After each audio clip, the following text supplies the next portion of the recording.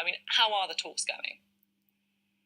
Well, we're certainly not dragging our heels by any stretch of anybody's imagination. And I have to say, honestly, I think the discussions so far have been productive. We've gone into a lot of detail. There seems to be a willingness on both sides to move towards some form of consensus. But as yet, we haven't seen the government move on any of their red lines. We're having further discussions this week, and hopefully we'll see some movement. But at the moment, we are focusing on the detail, where we stand in relation to our relevant positions and where potentially we could move to. But we want to see hard and fast movement on those red lines as quickly as possible.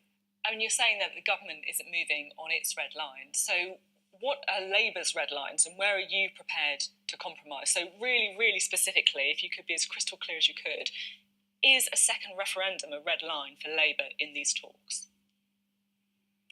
Well, so I wouldn't couch it in terms of a second referendum, but our party policy has always been that firstly we want to get a Brexit deal that puts our economy and living standards first and protects, our environmental protections, workplace protections, health and safety standards. We want a customs union arrangement in order to keep our borders open so that our manufacturing industry isn't detrimentally affected and we keep the movement of goods as freely flowing as possible. And we want a strong single market relationship. Now, we're not being hugely prescriptive on the minute detail of specific elements because we are willing to be compromising. We're willing to be flexible, and we've reiterated that numerous times to the government. And there has been movement in certain areas. We've been having fantastic discussions on workers' rights, for example, and the government seems quite amenable to moving towards certainly what I've been asking for. But we're waiting to see at the moment whether that turns into pens on paper in terms of legislation and real hard, fast entrenchment provisions.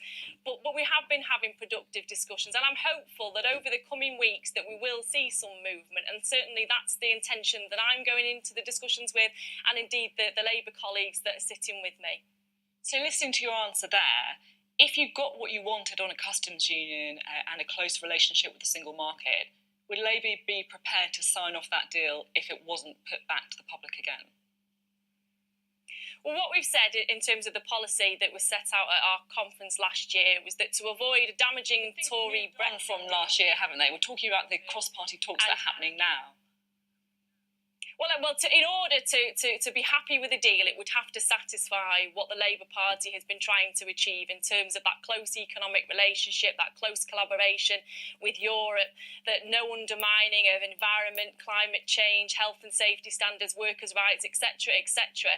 And that's what we're trying to move towards in terms of our deal. But if we don't get a deal that satisfies those objectives, it's a damaging deal, a damaging Tory Brexit deal, or there's a risk of us moving towards a no deal. In that circumstance, we've said that all options should be on the table, and that includes campaigning for a public vote. But our priority in these negotiations is to find a consensus and to get a deal that we know will protect the economy. So it sounds like to me a second referendum is not a red line for Labour in the talks. I mean, correct me if I'm wrong. It's a public vote in the event of the situation that I've just outlined has always been our party policy. Now, we have to be flexible in where we move on. We've got to keep all options on the table, and that's what we're doing. So until we find out what the final deal will be, we are, of course, pushing, the government to consider, the policy option that we have, which is a public vote in order to avoid a damaging no-deal Brexit or a bad deal. And they're considering that. They haven't come back with any confirmation as to whether they'll move on that red line, as they haven't with a number of their other red lines. But certainly we're outlining our party policy very, very clearly.